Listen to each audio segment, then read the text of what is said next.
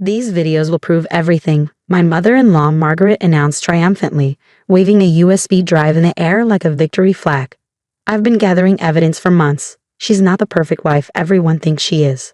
I sat quietly in the courtroom, my hands folded in my lap, watching the scene unfold. At 32, I never imagined I'd be here, listening to the woman who once welcomed me into her family trying to destroy my marriage with secretly recorded footage of my daily life. Your Honor, Margaret's voice dripped with satisfaction. These recordings show how she treats my son, how she's ruining his life. 3 months of footage doesn't lie.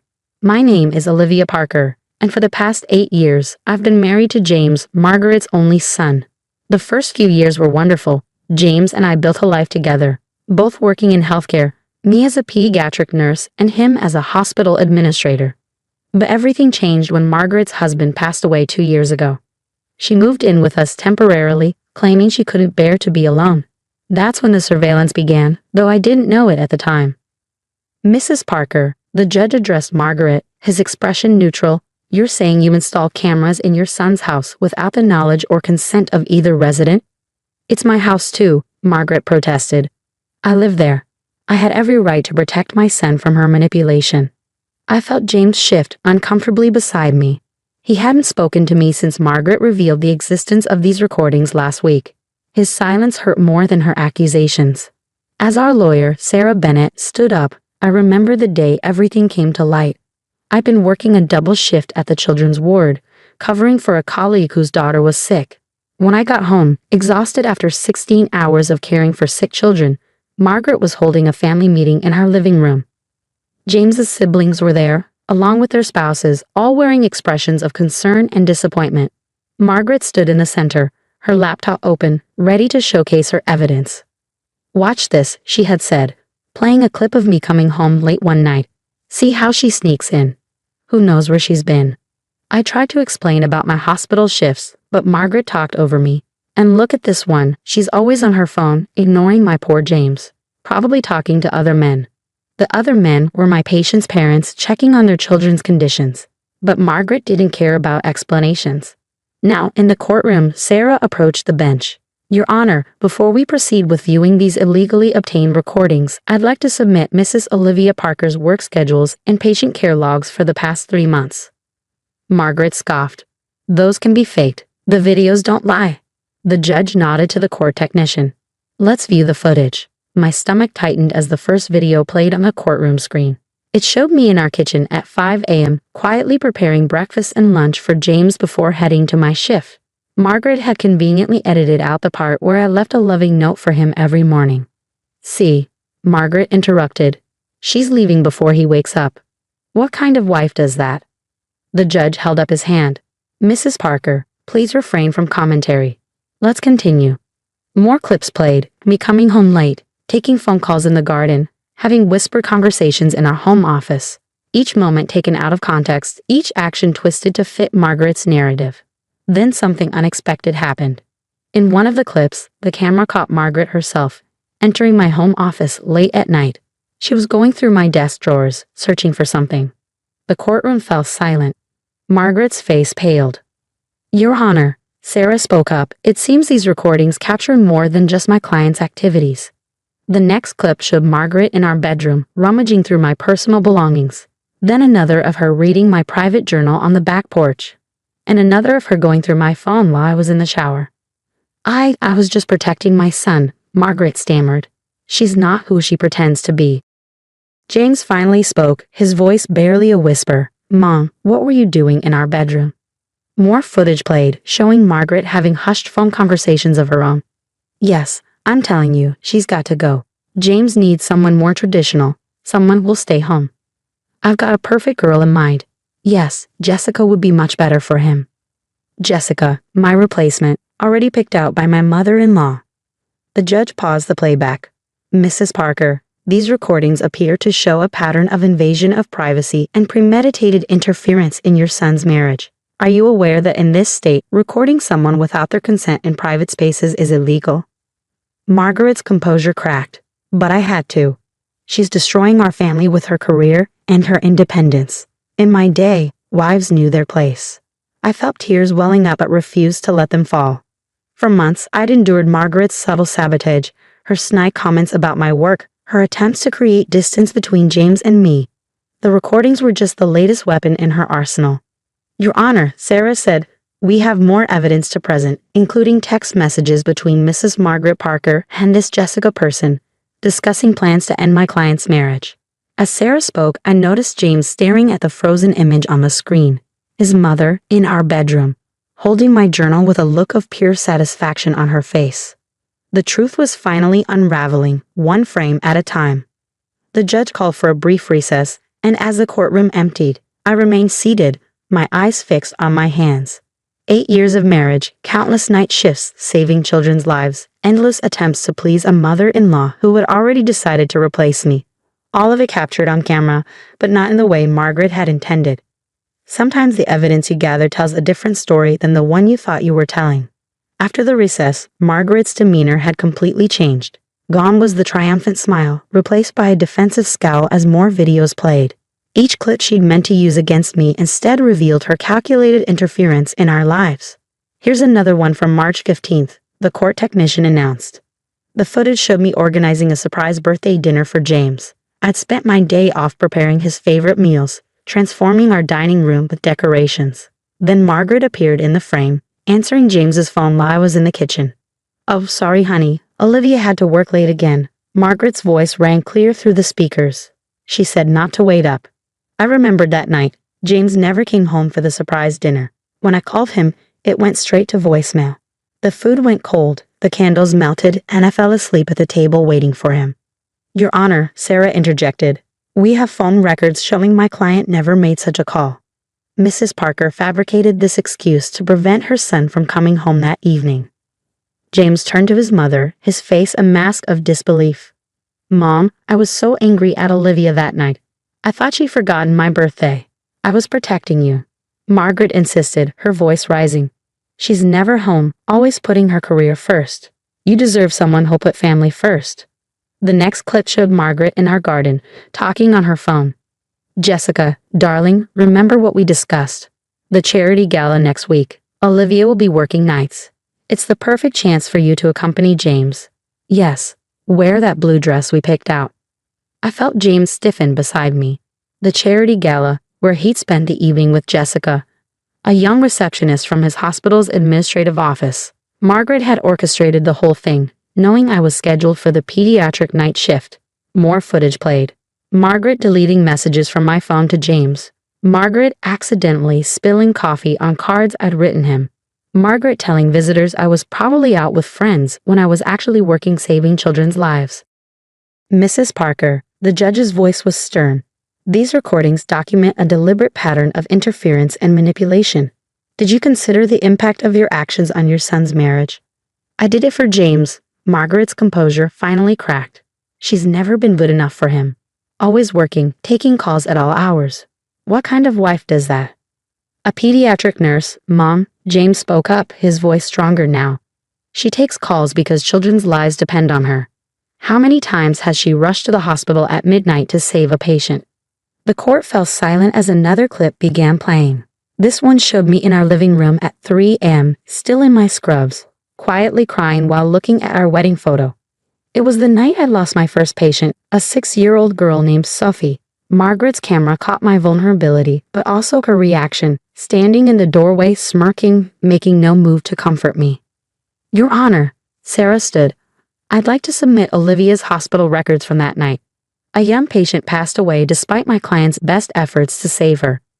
Rather than receiving support from her family, she was left to grieve alone while her mother-in-law documented her pain.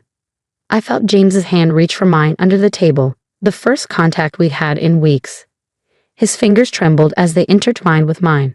I have one final clip, Sarah announced, nodding to the technician. The screen showed Margaret in my home office again, this time with Jessica. They were going through my medical certificates and awards, tucked away in my desk drawer. Look at all this, Margaret's voice dripped with disdain. She thinks these make her special. Don't worry, once you're in the picture, these will disappear. James needs a wife who understands that family comes first, not some career-obsessed woman who's barely home. Jessica looked uncomfortable. Mrs. Parker, I don't know about this. James seems to really love Olivia. Love isn't enough, Margaret snapped. Now, here's what we'll do next. The judge stopped the playback. I've seen enough. Mrs. Parker, you installed these cameras intending to prove your daughter-in-law was an unfit wife. Instead, you've documented your own systematic attempts to destroy your son's marriage. Do you have anything to say in your defense? Margaret looked around the courtroom, perhaps finally realizing how her plan had backfired.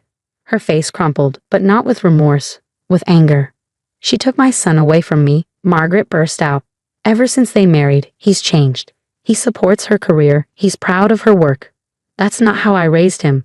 A wife's place is in the home, not gallivanting around saving other people's children while neglecting her own family. I felt James's grip on my hand tighten. 8 years of marriage and I'd never neglected him. Different shifts, yes. Late nights, certainly, but every moment we had together was filled with love, understanding, and mutual support. Until Margaret moved in and began poisoning our happiness with her outdated expectations and manipulative schemes. The footage she gathered as ammunition against me had instead exposed her own interference, her attempts to replace me with someone who fit her narrow view of what a wife should be. Every clip, every recorded moment revealed not my failures as a wife, but her failures as a mother who couldn't let go. As we sat there, watching Margaret's carefully constructed plan crumble around her, I realized something important. Sometimes the truth has a way of emerging, even when it's captured through a lens of deceit. The judge called for another brief recess before making his ruling.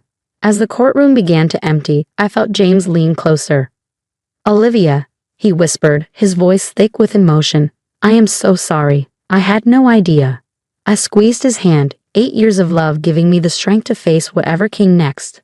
The cameras had stopped rolling, but our story wasn't over yet. When the judge returned, the atmosphere in the courtroom was electric with tension. Margaret sat alone now, her lawyer looking uncomfortable beside her as the judge shuffled through his notes. Before I make my ruling, the judge began, I have reviewed additional evidence submitted by both parties. This includes Mrs. Olivia Parker's professional accolades, patient testimonials, and most importantly, text messages between Margaret Parker and several other parties discussing her orchestrated attempts to end this marriage. He looked directly at Margaret. Mrs. Parker, your actions go beyond simple interference.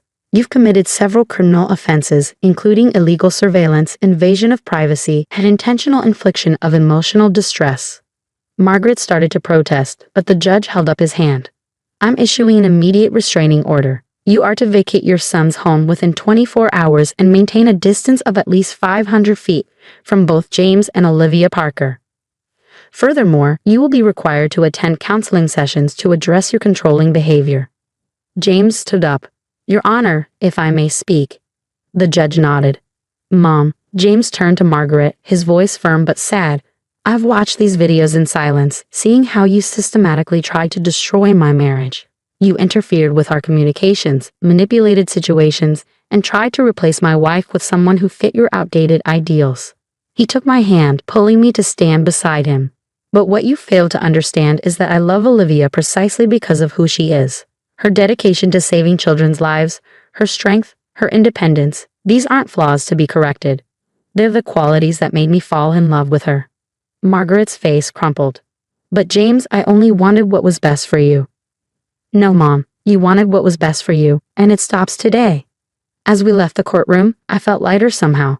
The truth had finally come to light, captured ironically by the very cameras meant to destroy us. That evening, back in our home, James and I began the process of healing. We found and removed all 17 cameras Margaret had hidden throughout our house, in light fixtures, behind picture frames, even in our bedroom.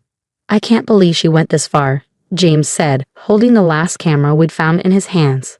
All these years, I never saw how controlling she was. I'm so sorry, Olivia. I sat beside him on our couch, the same one where Margaret had hosted her family meeting to expose my supposed failings as a wife. You know what's ironic? I said softly. Those cameras captured some of our best moments too. The midnight cuddles when I got home from shifts, the way you leave coffee ready for me every morning, the quiet moments when we just hold each other after a hard day. James smiled, his first genuine smile in weeks. She was so focused on finding evidence against you, she missed all the evidence of our love. The next day, my colleague Linda stopped by. She'd been covering my shifts at the pediatric ward during the court proceedings. The parents have been asking about you, she said, hugging me tight. Especially little Max's mom. He's doing so much better now, thanks to your quick thinking last month. I felt tears well up, remembering how Margaret had criticized me for rushing to the hospital that night when Max had a seizure. The cameras had recorded her calling me dramatic and attention-seeking as I ran out the door to save a child's life. James wrapped his arm around me. She's going back to work next week, he announced proudly.